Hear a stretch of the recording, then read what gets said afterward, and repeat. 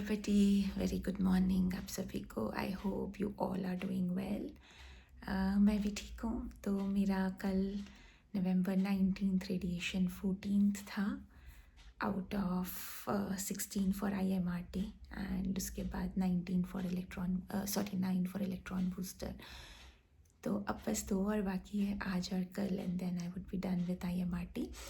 और अगर कल के प्रोसीजर की बात करूँ मैं, डे 14 रेडिएशन डे 14 की, तो procedure was very smooth again, not a big problem.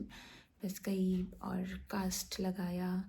आजकल थोड़ा सा 2 बार से मुझे ऐसा हुआ है कि जब भी कास्ट फिट हुआ है ना, तो यहाँ पे एकदम से कुछ सेंसेशन होता है और ऐसा लगता है कि यहाँ की हड्डी टूट जाएगी, बट वो शायद से नहीं टूटती है। वो इतना स्ट्रॉन्ग नहीं होता है जितना सोचते हैं। बट हाँ, कल ऐसी फीलिंग आई थी कि अंदर की रिब्स ना टूट जाए या कुछ ऐसा ना हो जाए, क्योंकि इतना टाइट होता है। और कल विद इमेजिंग था, तो इसलिए ज़्यादा टाइम लगा, अराउंड 10-12 मिनट लगे थे। फिर उसके बाद मेरी डॉक्टर से भी मुलाकात थी कल जो वीकली चेक करते हैं वो डॉक्टर, तो टीम डॉक्टर्स करते हैं, मेन डॉक्टर नहीं करती है।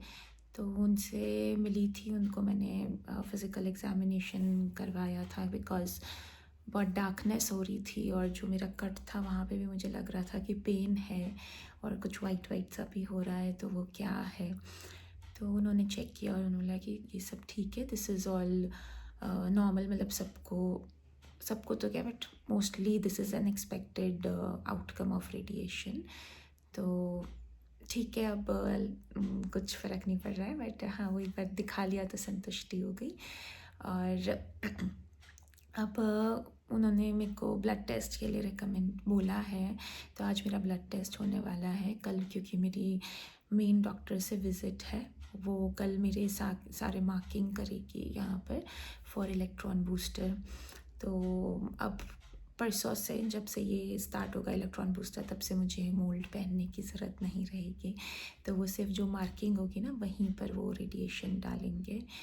तो बस उनसे इतनी बात हुई थी। उन्होंने बोला कि आप आपका खाने पीने का ध्यान रखना, और बाकी और कोई तकलीफ़ तो जनरली मुझे एज सच कोई इतनी तकलीफ़ नहीं है, except for nausea, body pain, joint pain, और जो ये नॉर्मल हैंड मूवमेंट्स का जो रहता है यहाँ पे स्टिफनेस। तो आई थिंक सो सब लोगों को होता होगा।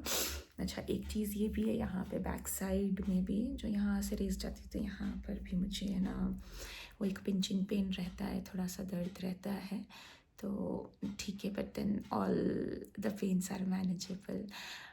रही कल की बात पूरे दिन भर की, तो आई हैड नॉर्मल फूड और फूड फ्लूइड रूटीन था, और बहुत ज़्यादा भी नहीं, बहुत कम भी नहीं, एवरेज था।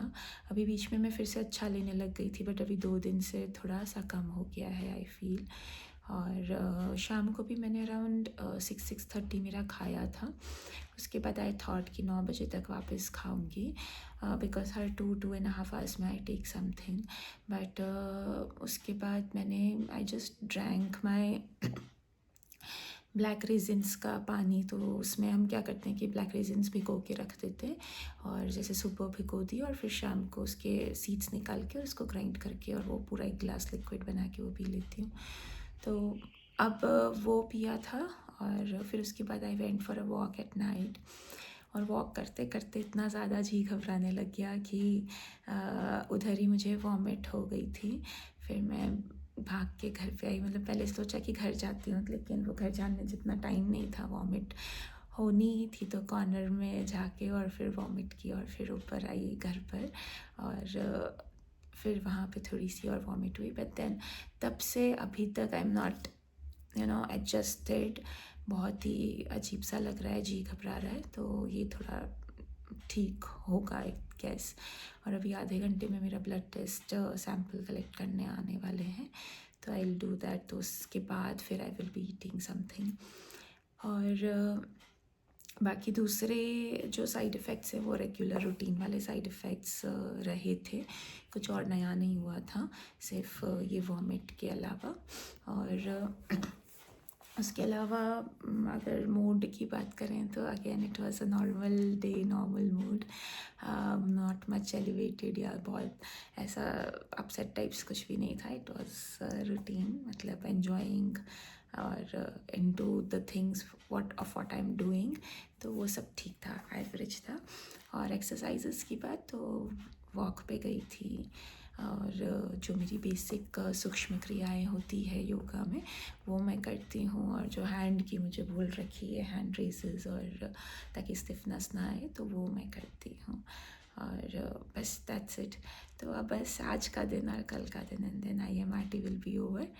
और फिर बताते हैं नेक्स्ट क्या डिस्कशन रहता है डॉक्टर्स के साथ, क्या बोलते हैं वो इलेक्ट्रॉन बूस्टर के लिए. तो वो भी एक अलग ही प्रोसेस है, सिर्फ सुना है और उनसे ही सुना है. तो अब देखती हूँ और फिर आपको बताती हूँ कि कैसा रहता है वो. Till then, bye bye, have a nice day.